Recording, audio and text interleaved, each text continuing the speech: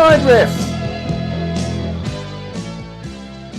Welcome back to In From The Side on the Real Rugby channel. I'm here with my co-host and partner in crime, Matthew Rhodes. Matt, good to see you, bud. Thanks, buddy. Good to be seen. Yeah, good to have you back. Thanks, mate. This is the high point of our week, every week. Every week, Mondays. Get together. Lots of research done in the week before, but there's a lot of fun. Well, research is a loose term with the selections you've been making over the last couple of weeks, but They're well thought out. Lots of research put into them.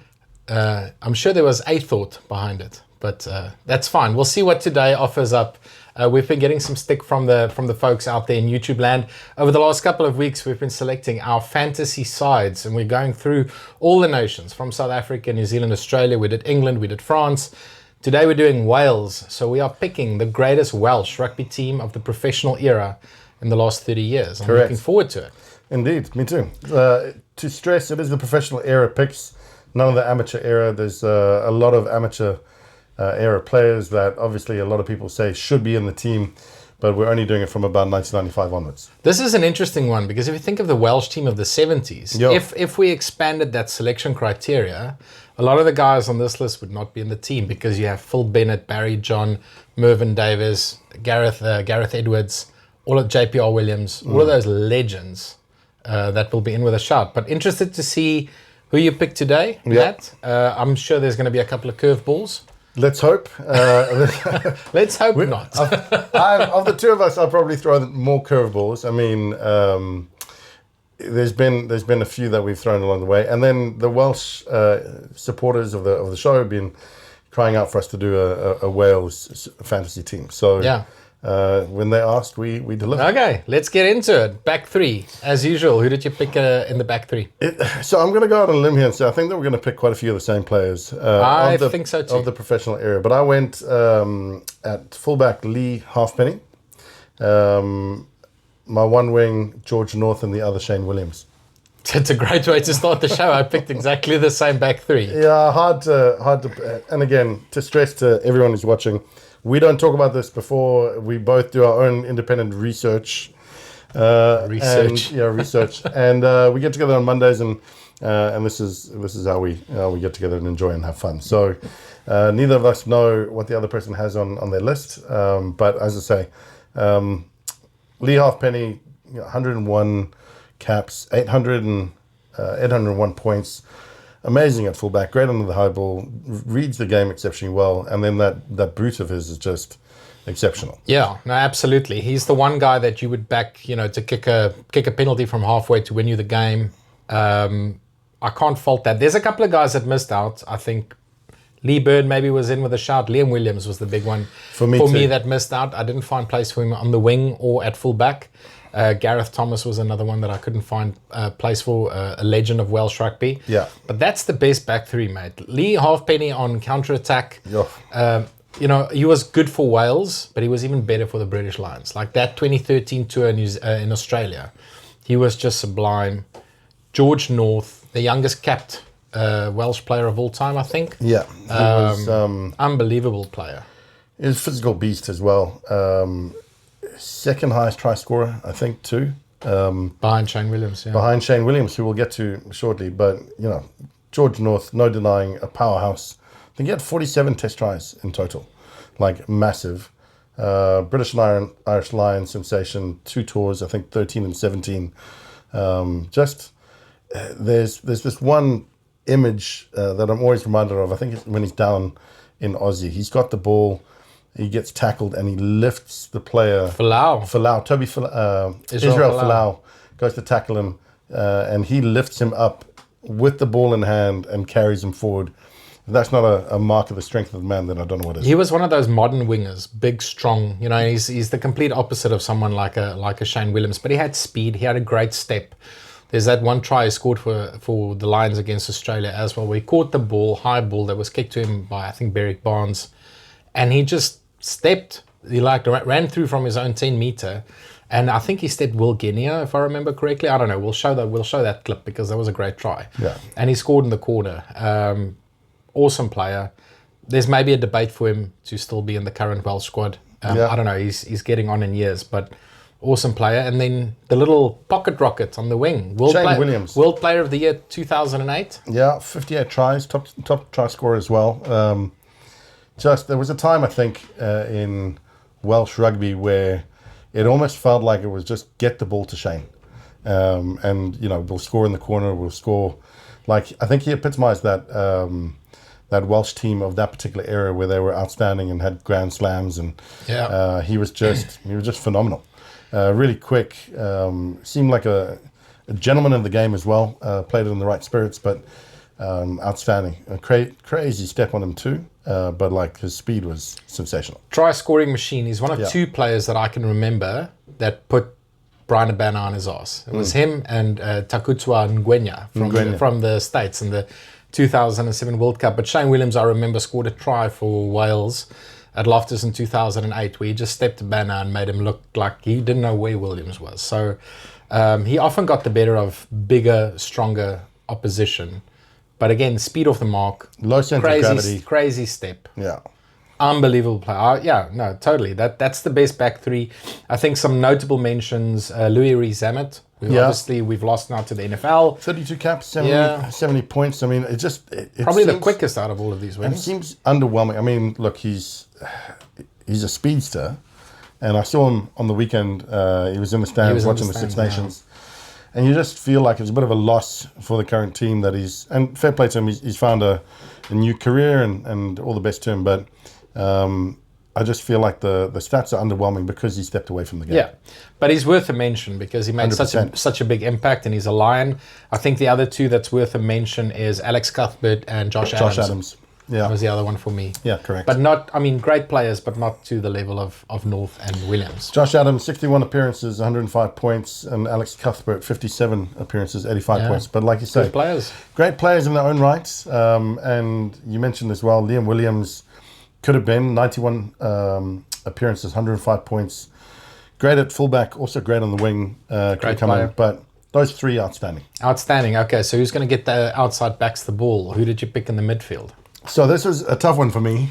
I think I've got a controversial pick. I'm not going to lie. I think I've got a controversial pick as well. So did we pick the same centre? Probably. So I always loved Scott Gibbs, right?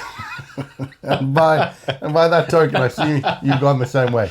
So I loved Scott Gibbs. 55 appearances, 50 points. Just a bulldozing centre, famous for his 99 try in what was the Five Nations then against England. And Wembley. At Wembley. Look, I think there's a case for Jamie Roberts to be the contender here. But Gibbs was a gladiator. A modern day Maximus Aurelius. Setting him apart, I think if you watch those Lions tours videos, his mental strength and competence in that he was just, not only was he physically built like a brick shithouse, but he was just mentally astute as well. On the 97 tour, he was voted player of the series. Yeah. So, and sometimes people joke that he was the quickest prop in the game. So for me, I love the way that he bulldozed through people. And he kind of set the standard for me at centre as that crash ball specialist. And throughout my life and around that particular time, he was the one I kind of used as the benchmark for everyone else. So Jamie Roberts is outstanding. It was hard for me to leave him out, but I went with Scott Gibbs. And outside him, I went with Jonathan Davies. So I went, a great call, because Jonathan Davies is the one that I struggled with. I made the mistake, it's not a mistake, but I went with Jamie Roberts and Scott Gibbs. Fair enough. Jamie Roberts, I believe, because he also played fullback, made his debut at fullback. Played wing as well. We know he played 12 for most of his career. So did Scott Gibbs. I'd like to think that they are interchangeable. Yeah. But Jonathan Davies was the one that was really difficult to miss out, because when he was at his peak between 2011 and 2015, he was probably the best 13 on the planet, honestly. Mate. He was phenomenal. That Lions tour in 2017, go and watch the highlights. He was one of the best players on that tour. So I had a really tough time not picking him. Yeah. Maybe you got it right and picking Gibbs on inside and picking Davies on the outside centre.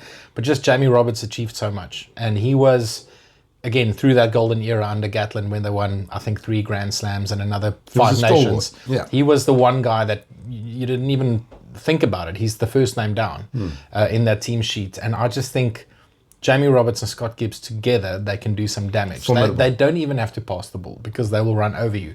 Scott Gibbs, interestingly enough, you said is the fastest prop ever. He's the only guy I've ever seen bump Oosterand. Really? Like he bumped him in that 97 series.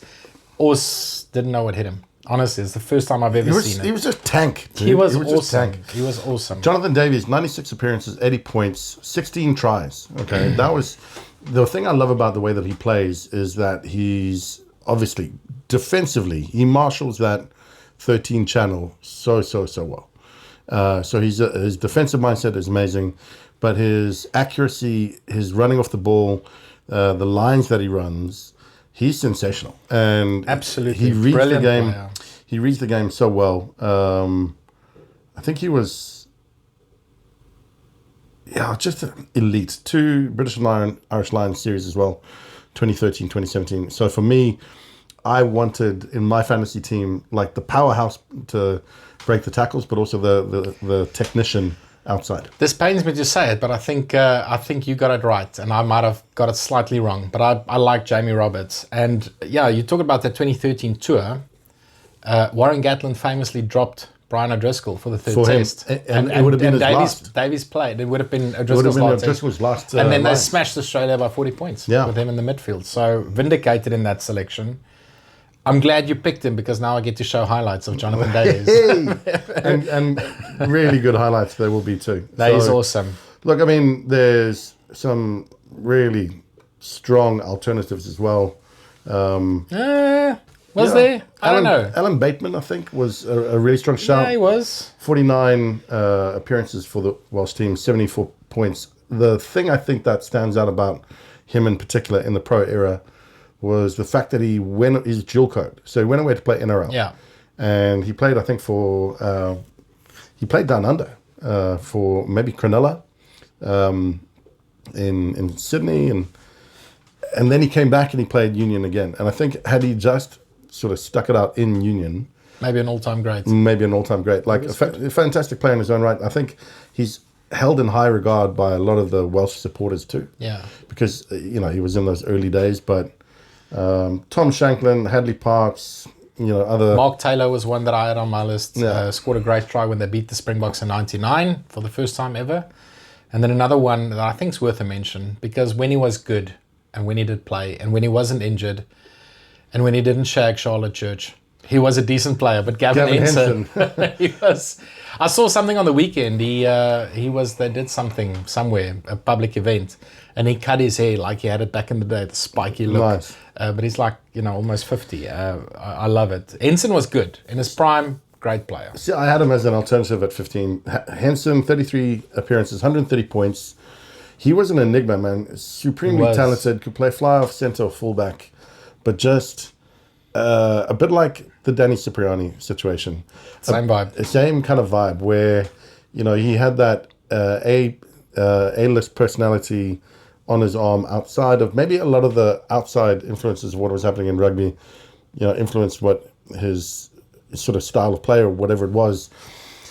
But I remember Danny Cipriani was famously dating that model that escapes my name. Oh, the famous one. Yeah, the famous one. Yeah. So it'll come back to me. It'll come back to me. But just so much talent. But maybe letting the stuff that was happening outside. Sidetracked by stuff outside of the game. Yeah. No, he could have played 100 tests easy. Yeah. Anyway. We're digressing. I think Jamie Roberts, Scott Gibbs, Jonathan Davies, those are the three. It was always a pick between those three and whichever combo you want to go with. Halfback pairing, it was tricky at fly-off because, again, there were two standouts. It's like if we're going to get to Ireland and we're going to have the same conundrum with Ireland selecting a fly-off. So for me, it was obviously between Stephen Jones and Dan Biggar.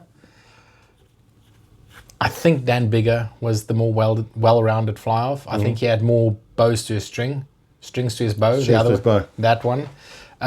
Maybe not as flashy as Stephen Jones, but I think, again, if you had to back a fly-off, I don't like the flashy fly-offs. I like a guy that's pragmatic, plays the percentages, kicks the points. I think he fits that mold. But he's good enough to get that back line away. And then at scrum-off, I went Mike Phillips. Cool. So we agree on one. Ah, okay. So Mike Phillips, why did you pick Mike Phillips? It was for me between him, Davies, and Howley. Those were the top three. I didn't pick Tomas Williams, Matt, although I hinted at it, but I know you've got a gripe with him. No, Mike Phillips, I think he was just shy of 100 tests, famously got dropped by Gatland, and I think he still has a grudge to this day. But I think in that there was an era where he played for Wales, Conor Murray played for Ireland. There was like a golden age of Ben Youngs played for England. There was like a lot of good scrummies. And he was in his prime playing for the Lions in 2009. He was the pick of the bunch, mate, at some point. He was a Lion starter. Great service, very good around the fringes. He was a pain in the arse to the opposition. He famously got in a bit of a tussle with Bucky's on that Lions tour where Bucky's blew him a kiss. But he got under your skin, but you can't fault his game and his game management. Great scrum off. Howley was good. He didn't have the longevity that Mike Phillips had. Yeah. For me, it was between the two of them. Yeah. So for my fly off, I went Neil Jenkins. Okay. So you went. You said Dan Biggar and Stephen Jones as the two obvious choices. You're right. Neil Jenkins. I had him on my list. Neil Jenkins, 87 appearances, 1,049 points. We were talking in our previous shows around. The most recent one is the French show where we picked Freddie Michalak, but the 10 position for France was so difficult because there was no one who had sort of reached the 1,000-point mark or beyond. And we talked about Andre Pollard and a couple of others, breaching that particular figure and that level of excellence to show kind of the outstanding skill set at 10. And for me, there was just an era where Neil Jenkins was like, if they got a penalty, it was over. So tactically, I think he was really maybe underrated as well as a fly half with ball in hand. I think he was. You're right. Yeah. He was. He was Wales' greatest kicker, especially instrumental in the 99 Five Nations, 2 British and Irish Lions tours as well, 97 and 2001. Outstanding tactician, great coach too. So, I can't fault you on that, mate. Neil Jenkins, I had him on my list. He was on my short list. Great player. Yeah. I made this statement when we spoke about England. I said England would not have won the 2003 World Cup if Johnny Wilkinson wasn't in that team. Similarly, the British Lions would not have won the 97 series if Neil Jenkins didn't kick all those points. He just didn't miss. I have to tell you the story. We watched the third test. I went with my dad and my brother to watch the third test at Ellis Park. And we sat close to the field. He was warming up right in front of us. And he put the ball on the wrong side of the field, 5 meters in from touch, 5 meters in from goal, where those lines intersect. And he just kicked them through the post, 10 out of 10. He just didn't miss. And you can give him any angle, and he was phenomenal. So, and for a long time, he was the top point scorer in World Rugby. Yeah, he was just phenomenal and just consistent and class. And at 10... that's what you want. You want someone who reads the game exceptionally well. We talked about, again, Mertens, in a similar... You don't have to be the most flash. You don't have to be the fastest, but you put people into space. And when you've got someone like, Scott Gibbs outside you, you're doing well. I like it. Yeah. I like Jenkins there, dude. So I also went, my scrum half was Mike Phillips. So 94 appearances, 45 points. Lions test starter, 09 and 2013. He was physically dominant, and he was tall and the same kind of big guy. Yeah, same kind of. He reminded me of Yost, same kind of build, same kind of style. You look at the two of them at the back of the mall; they kind of had a very similar kind of frame and approach. Tactically, very good. Good under pressure. He had good defensively. I just thought he was outstanding. Absolutely. Okay, loose trio. I think I've got a curveball, yeah, but I'm keen to see who you pick. Because, again, as with every single country that we pick, loose forward's the most difficult, because that's like, you think about a rugby player, you think about big guys that are athletic, they're perfect for playing in the back row. Yeah. And there were a lot of names to select from. Did you pick 3 flankers again? I did not. No, I picked an out-and-out number 8. An out-and-out number 8. A bruiser at number 8. But let me hear your back. I struggled number 8 only because Toby Faletau was he was a standout, but for me the standout above him was Scott Cornell. So I went Scott Quinnell, 52 appearances, 55 points. Stop laughing because you clearly picked him. He was a bulldozer, powerful. He was explosive. He was also a really inspirational leader. You've watched some of those change room videos where he's got the boys huddled together and he's talking them up and he's geeing them up. And you could just imagine being on the field running through bricks for that. Like, top player, 2 British and Irish Lions tours, 97 and 01. Dual code as well. He stepped away and played, I think, for Wigan Warriors for a while, maybe 1 or 2 years, and then came back. But yeah, unbelievable at 8th man. And just at the time, I think, had so much success. And again, those Grand Slams, he was pivotal. Yeah. So he's my number 8. And then Sam Warburton, had to include him in at flanker, world-class specialist leader and captain as well. Captain 2011 and 19 World Cups. Got them to the semi-finals. And 2 British and Irish Lions tours as well, 13 and 17. As captain. So outstanding, inspirational leader. And then finally, my other flanker, Martin Williams. Ah, okay, nice. So that was, again, a bit of a curveball. There were a couple of... I don't think it's a curveball. He was a great player, mate. In comparison to some of the other... Again, maybe not the greatest stats. That being said, 100 caps is no small feat. 73 points as well. That's plenty of tries. Yeah. Versatile, world-class defender too. He's Wales's most capped back row forward. Yeah. 3 British and Irish Lions tours, 01, 05, 09, 1 Grand Slam. He's outstanding. Now, he's got a storied career, and unfortunately, I remember him for the wrong highlights. There was a playoff game I think it was in the European Champions Cup, where Cardiff played, I think it was Leinster, and there was a draw after extra time, and they had to actually do a shootout, a penalty shootout. Really? Yeah, and he was one of the last players that had to take a kick. And he missed it. And he pulled it horribly. Shame, man. Yeah, pull it, you do us. He pulled it right in front of the post. But he's not a kicker, right? Of course, but he's a flanker. I know that killed him. But obviously, fantastic player. That's the wrong memory to remember Martin Williams by. So many other better memories. Long career, great career, stalwart of the game. I did not go Martin Williams. I had him on my bench and then I scratched him out for Falatau. Okay. But we'll get to the bench. I did pick Scott Quinnell. Same reasons you said. Just a bulldozer, mate. Like, if I compare him to Dwayne at his peak, Similar. if you give that guy the ball, he will make you yards. You will not lose a yard with that guy carrying. And he was just dynamic. That 2001 Lions tour, again, we talk about the Lions a lot, but that's where a lot of these guys stepped up and proved their worth. Unbelievable player. Honestly, the best number 8 I think they've had post 95. Yeah, and that's the thing. Toby Falatau is immense in his Great player. own right. Yeah. But Scott Quinnell was just a man mountain unto his own. And I think not only could he bulldoze, but he was a tactician. Like, he was a student of the game, and so very smart in the way that he played. Sure, he'd maul you proper and run over you, but he was a thinking player. Footy player. Yeah, absolutely. So I did go Scott Quinnell at number 8, and then on the flanks I went Sam Warburton. He's also the captain on my side, and Justin Tipperick. So that combo, I went for that combo of Warburton and Tipperick just for many, many years. The standout players. There's so many names. I had Martin Williams, Colin Chavez, Dan Lydiard, Josh Navidi.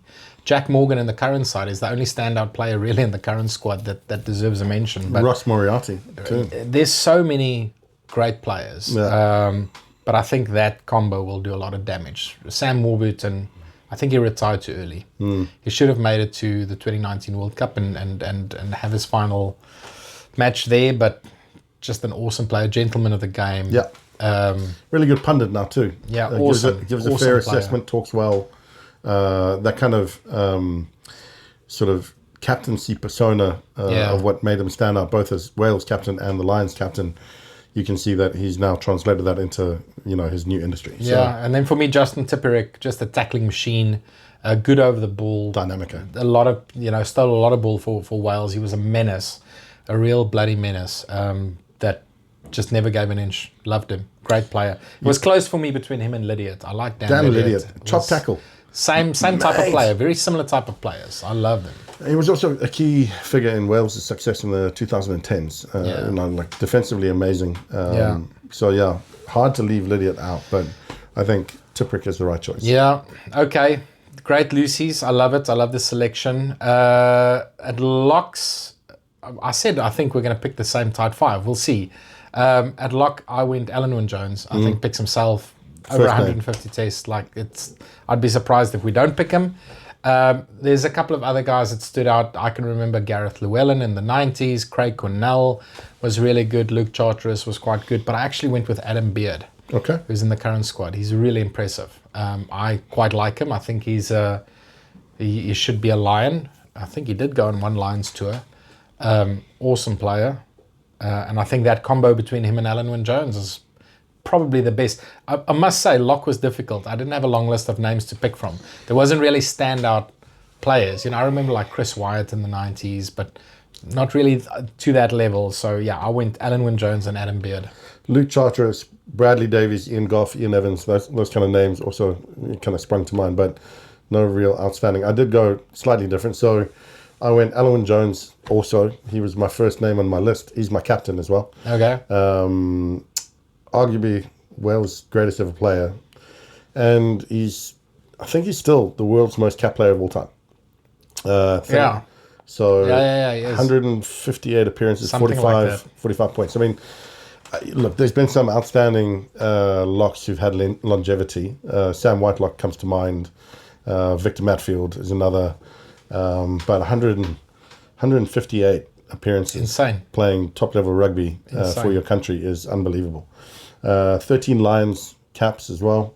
Captain of the Lions tour for 2021 to South Africa.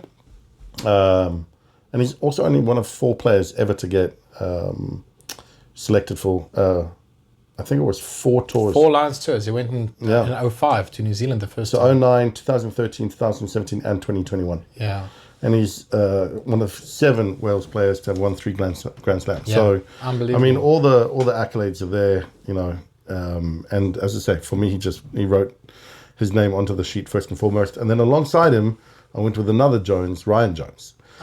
So Ryan Jones, I know he can play 8 as well, but 75 appearances, 10 points, 3 Grand Slams, so 05, 08 and 12, captain in 08. As I say, versatile. He could play at the back. Good player. He could play blindside flanker or second row. So, I mean, again, maybe he might have been a better person to come on from the bench. But looking at that as a very short list, I thought he warranted his selection. Yeah, no, he's a great player. And I know he played in the loose forward as well. So, he brings you that versatility. He could play lock and flank. Great shout. Yeah, can't fault you on that. He was a super intelligent player as well. And he's got picked, like most of them did, for British and Irish Lions. But I thought the 2 Joneses playing alongside each other would be good. Well, there's another Jones on the front row, I'm pretty sure. Who did you pick in the front row? So, again, Lou said Gethin Jenkins, hooker Ken Owens, and then my tight end prop Adam Jones. That is the correct answer, man. Correct.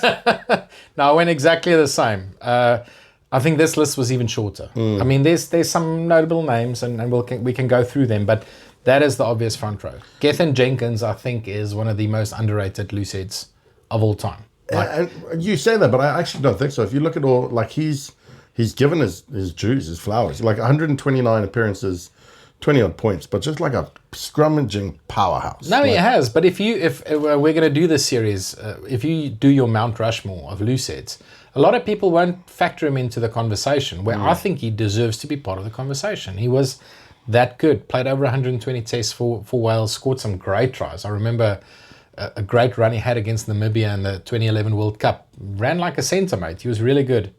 3 Grand Slams, 3 Lions tours. Legend. Just legend of the game. Absolute legend. Scored a memorable try against Ireland, I think in 2005 in the Six Nations as well. But again, he was the standout by far and away. By far. Wynne-Jones, also really, really good, but 48 appearances, 10 points.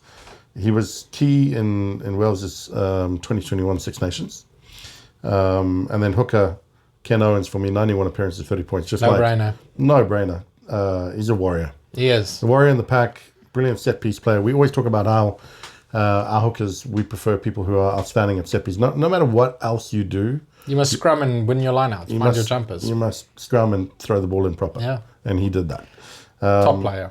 A couple of other alternatives at hooker, Matthew Rees, Hugh Bennett, Richard Hibbard as well. I had Richard Hibbard and I had Garen Jenkins in the 90s. Yeah.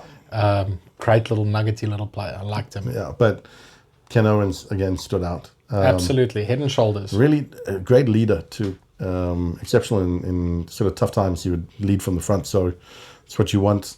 And then, is there a better tight head than Adam Jones? No, he's a legend and he's part of the coaching team. And he's one of those guys, we love characters. Yeah. Like someone that brings something fresh to the game. That's very old school. He's, for me, one of those old school rugby legends. Should have played 100 tests. I think he got 95 or something like that. Absolute legend of the game. Had a bad run in with Bucky's in the 09 tour. Got injured. But apart from that, he always pulled his weight, scrummed well, solid in the set piece, great defender, and just a great bloke off the field. Yeah, for all those reasons, I mean, but stand out. And I think initially in his career, I wouldn't say struggled, but he was learning his craft. Yeah. And then he found a way to get really low and to make sure that he would be able to push in such a dynamic way in the scrum that the loose head's head would go towards his own knee. Yeah. And he would just dominate.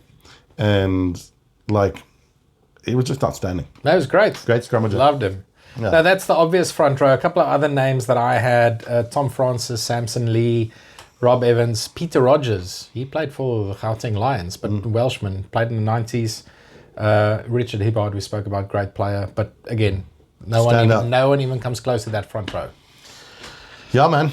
Okay, so a couple of differences. I thought we were going to pick more of a similar side, but it's good to have these debates. Who is going to come on in the last 20 and close out the game? So my front three to change out would be Thomas Francis, rock solid tight head, 76 appearances, 15 points. Paul James, 66 appearances as well. Strong in the scrum, dependable in really tight games too. So I thought, he deserved a shout. And then at hooker, Matthew Rees. Okay. So 60 points, 60 appearances, 10 points. Experienced, great in really big games too, really dependable. So send him on with 20, 30 odd and sit out. And this is where I think I'm throwing in a Hail Mary. But for my kind of versatile loose combo, I've gone with Colin Chavez. Great. So, Colin Chavez. Legend. 94 appearances, 110 points, 22 tries. Amazing. Ex-captain as well. He's captain for 2 years. Yeah. He could play lock and he could play eighth man. And I know this is somewhat controversial given, Charteris, Goff, Evans, but I liked his versatility and he can play that lock position as well. So chuck him on. And then I went with your man to finish my squad in front, in terms of front in the scrum, Justin Tipuric. Okay, so, nice. 93 appearances, 55 points, just X-factor flanker. You picked him. 3 British and Irish Lions tours, 13, 17, 21. Just really, really dynamic. So I've got him on my bench rather than starting. And then for me, it was in and out, Mike Phillips or Rob Howley. So I've got Rob Howley coming off the bench. Yeah. 59 appearances, 50 points. He had pace and, he had a penchant for scoring spectacular tries. He did. He scored great tries. Really good tries. Very strategic, smart player. 2 Lions tours, 97 and 01. He's now a great coach too. So a student of the game, tactically, he was obviously in the way that he played. Now that he's translating that into the way that he coaches, he just reads the game really well. So sending him on with 20, 30 odd minutes to finish. He'll make an impact. Yeah, absolutely. Sure. He'll break a couple of lines. And then my final 2 picks to come on, I couldn't leave him out. So Jamie Roberts. And again, 94 appearances, 60 points. We've said already, he was the rock of Wells backline under Gatland. Powerful, intelligent centre. But he can play fullback and he can play wing too. Yeah. So for that versatility, I decided to chuck him in. He's a good option. And then one name that you mentioned, but potentially you don't have in your team, but Gareth Thomas. Yeah. 100 appearances, 200 points. He's really, really, solid. Great player. Can play fullback, wing, centre, so that, that kind of variation, that flexibility. I think it was Wales' first player to 100 caps. Yeah, he might have been. Yeah. You're right. And he played for 13 seasons. A really, really long career. Longevity. Currently the 6th most cap player Wales have ever had. And he's also 15th among the top try scorers as well. So great he's up there, third highest Wales try scorer. So 15th of all. He won rugby league cups for Wales as well. So he was dual code, just a phenomenal player. So I think sending him on with a good 20-30, he'll do some damage. Yeah. He'll do some damage. That's a lacquer bench, and you just gave me an idea for another tribute. I think I need to do one for Gareth Thomas. He was a great player. Cheers to him. I had a couple of the same names on the bench. My props, I went Rob Evans. Yeah. Great player. I know he's one of the more recent guys, but I quite liked him. I thought he was a good scrummager, does the basics well for a front row man. I also had Tom Francis. Yeah. So he made my bench on the other prop. Great player, deserves a spot on the side. At hooker, I didn't go Reese, I didn't go Hibbard. I went with Garen Jenkins because he's one of those old school, tough. If I remember correctly, he reminds me of Jasper Wiese. He had one tooth missing. Like if he took his mouth guard out, it was just, you saw like 3 teeth standing out. He was, but tough as nails. One of those players that played in the amateur and pro era. I really liked him. My lock backup is maybe a little bit left field, but I went with Scott Quinnell. Okay. I think when he played, very dynamic. I know he didn't have the longest career, but I think that two Quinnell brothers together, if they act anything like their dad did, their dad in the 1980 British Lions. Sorry, I'm digressing, Matt. But in the 1980s Lions series, the first test at Newlands, the Springboks kick off, and the first ruck, Derek Quinnell comes and he just floors Morne du Plessis, like punches him straight in the face from kick-off in the first test. Like that's the legacy of the Quinnells. And I think Craig Quinnell, I remember him scoring some great tries where he like ran some distance. But he was good in doing the basics at lock. And then my loose forward cover is Talupi Falatau. Yeah. Had to make space for him in the team. Man, I had Martin Williams, but I scratched his name out. Yeah, I left him out. So I went Falatau. Like I could have brought him on, but I went more versatility with mine. Yeah. Because again, Falatau was a great out and out 8, but Jarvis just provided 8 and lock. Gives you a little bit of flexibility. Yeah. Absolutely. Scrum off backup also went Rob Howley. He's the obvious next name down after Mike Phillips. I did pick Gareth Thomas. He made my bench because of his versatility. He can cover centre, fullback, wing. Yeah. He played all of those positions with great success. Deserves a place in the squad. I think he was a great player. And then I picked Jonathan Davies because I had Jamie Roberts in my team. So I had to make space for the other player. I know he's an out-and-out 13. But I had to have him in my 23. He was that good. Highly rated player. As you were reading out those names, I thought you would have gone Liam Williams as your final pick. So tough not to pick Williams. You didn't pick him. I didn't pick him. I know. And, because, again, you can play at 15 and great provides player. that cover. Mate, there's always going to be names that are left off the fantasy team, and we're probably going to get some stick for it. But I think both of these teams would stand up. But if you think about outside backs, like what is Wales known for? Quick, pacey, Gerald Davies, JJ Williams, JPR Williams, Yayan Evans, all of these guys, Nigel Walker, always fast, pacey outside backs through the years, even in the amateur days. So it's difficult not to pick Liam Williams, but the others were just so much better. Not so much better, they were just better. They were better. Yeah. They were better.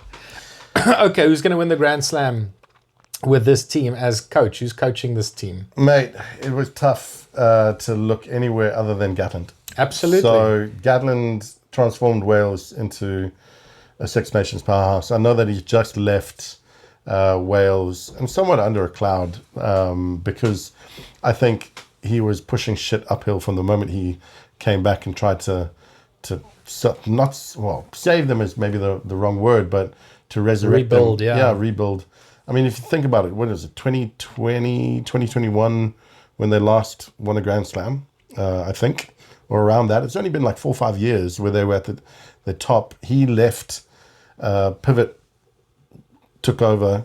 They all of a sudden nosedived. I don't think it was his fault, Wayne Pivot, but at the end of the day, there were systematic and fundamental issues at grassroots levels that have finally bled in and caught up. And so it just coincided with Gatland leaving and then another person taking over. He's come back. It hasn't worked out. They've been honestly poos for a year and a bit now, and they're struggling. Albeit, that being said, they played well on the weekend. They did play well on the weekend. and they almost recorded a famous victory against Ireland, who were somewhat off their game, but Wales stepped up on the weekend. But I think Gatland is far and away the most outstanding coach they've ever had. Yeah. So he deserves his place there for all the accolades that he won, and not the last 2 years. People should, not focus on that. They should remember how good he's been. I agree. And did you pick an assistant? I did, Sean Edwards. So okay. He's the architect of Wales' world-class defence. I think he's doing that now for France, and has been for the last couple of years. There's talk of him getting I saw in the paper yesterday, of him getting a kind of nod to a first head coach. I think he'll make a great head coach. He'll make a great head coach role. But Sean Edwards is just tactically efficient, and also one of the hardest men you'll ever see in rugby. So absolutely. And a guy that speaks his mind. Like, you always know where you stand with him. He's very black and white. He doesn't piss about. No, he doesn't. And I think the two of them together, Gatland and Edwards, were formidable. They made a great combo. And again, you make me think about my combo, because I didn't go Sean Edwards. I obviously went Warren Gatland. Yeah. You've got to give him credit for everything that he's achieved. I know he's left under a cloud, and like you say, it hasn't gone well in the last 18 months. That shouldn't be his legacy. That shouldn't be his legacy. No. Like, he achieved a lot, mate. He won 3 Grand Slams. I think he won another 5 Nations out and out. British Lions coach on 3 tours, where he won 1, drew 1, and lost 1. So he's literally got a decent record. He didn't lose to New Zealand in New Zealand. He's achieved a lot in rugby, and he deserves the recognition. And I don't know what's next for him, but I wish him well. We both do.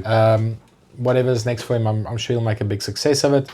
My assistant coach actually went with another New Zealander. I picked Graham Henry. Fair. For a similar reason, when Henry came in 1998, Wales just came off the back of a 96-point drubbing against the Springboks at Loftus. Like, they were at the lowest of lows.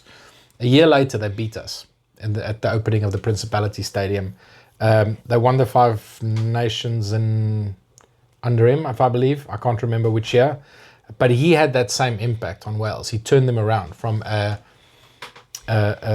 team that underperformed, that didn't have big names, and suddenly they were winning games and they were beating top sides. So I had to get Graham Henry in there. Fair enough. Good team, good coaching setup, mate. Yeah, absolutely. Well, I mean, again, it's a subjective, and it's a bit of fun, and it's a bit of fantasy. We disagreed on a lot of our selections. Tell us what you think in the comments section. Get part of the conversation. We'd love to hear from you.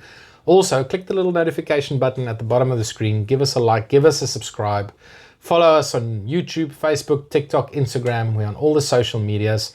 We're going to do this again next week, Matt. We are picking Ireland. Is that who we're picking? Picking the greatest Irish 15 of the last 30 years. It's going to be, to quote you, a humdinger. It's going to be a humdinger. And there's going to be some squeaky bum situations, I'm sure, when some of the selections are made. Everyone's going to have an opinion. Opinions are like arseholes. Everyone's got one. So yeah, but let us see your arsehole. Yeah. Show us your arsehole. We'd love to hear from you. Yeah. Put your comments there. Share with your mates. Let's get the conversation flowing. And we invite you to give us a bit of stick. Tell us that our selections are crazy and who did we miss out on, because we'd love to hear it. Absolutely. See you again next week. Cheers. Cheers.